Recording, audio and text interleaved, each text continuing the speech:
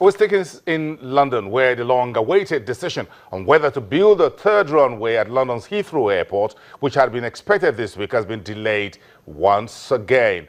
On Monday, British Prime Minister David Cameron's office said the Prime Minister will give clear direction, quote and unquote, by the end of 2015. The debate over where to build a new runway in the densely populated southeast has been running for over 25 years. An independent commission recommended Heathrow's expansion plan as the best of all the options. If Prime Minister Cameron agrees, his decision will end decades of political deadlock, but also break a famous pledge he made in 2009 not to allow a third runway to be built at Europe's busiest airport. The looming decision coming as Cameron this month attended the Paris climate change talks has emboldened protesters.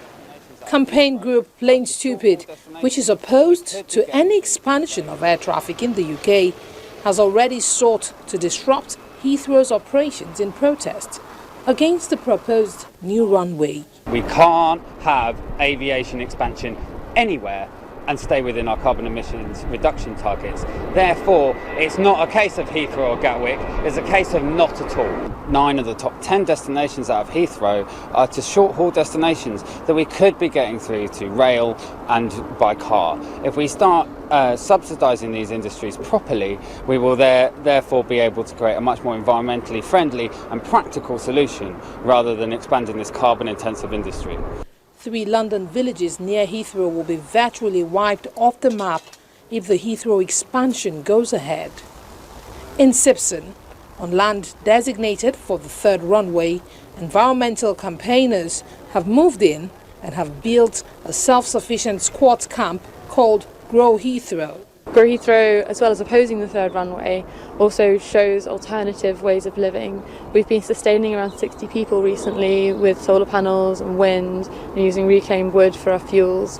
And this, juxtaposed with the wastefulness that we see around us, as a project that educates people, it's been very successful.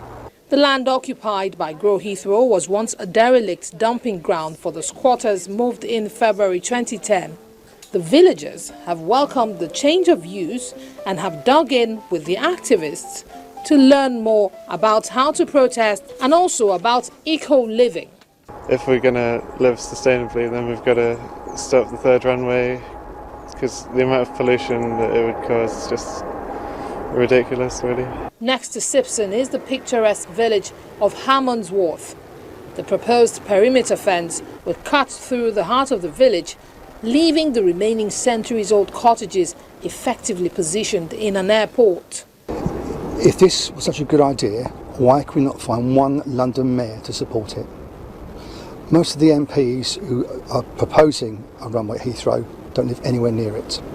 Nowhere else in Europe are so many people affected by aviation grief, and that's as it stands now. Most other countries do not build their major international airports within the most densely populated areas. If Cameron does go back on his word and backs Heathrow's expansion, which he's expected to do, he may face a tricky time winning lawmakers from his own Conservative Party and in the opposition Labour Party. So the group of 7 most advanced economies called the G7 and the 28-member European Union bloc have backed a plan to generate 300 gigawatts of an electricity from renewable sources in Africa. That's by the year 2030, with a $10 billion pledge. The funds will be in the form of grants and loans. Nations led by the continent's development bank last week launched the African Renewable Energy Initiative, which could boost electricity output in a continent where 2/3 of people lack access to power. The idea was put forward, and France and other countries offered their support, that we could move very substantially forward on renewable energy, which means that we can change the lives of lots of people, because if you have electricity, you can start a business and have a better daily life. The Climate Summit president said the funds will be managed by the African Development Bank, which will choose priority projects, and an African Union Ministerial Committee. We've already raised 10 billion, Egypt, as the leader of the AMCEN, the African Ministerial Conference on the Environment, and the African Development Bank will make sure that the most important projects are financed. But it's a very, very important piece of news because it's going to bring a lot of positive things for development in Africa. Hi. The Fabios also met with British entrepreneur and Virgin founder Richard Branson. Branson is among a group of high-profile CEOs calling on world leaders to agree to bring the balance of greenhouse gas emissions to zero by mid-century.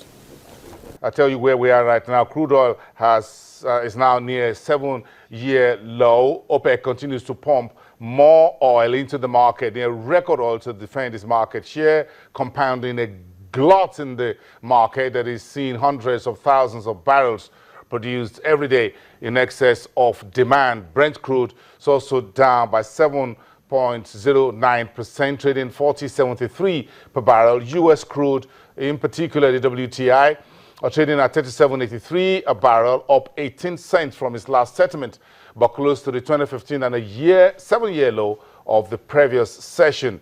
That is where we are as we speak. It's been a very brutal 2015 for the commodities market, and now, apart from crude oil, we're seeing other solid metals also melting today, not with the 2015 profit warning that came in from Anglo-American Platinum. That story is also in the news as we speak, one of the stories we're following here for you very closely. Keep your eyes on Channels Television. This is Business Incorporated, today's edition of the show. I'll see you tomorrow at the same time. Do have a great day, and bye for now.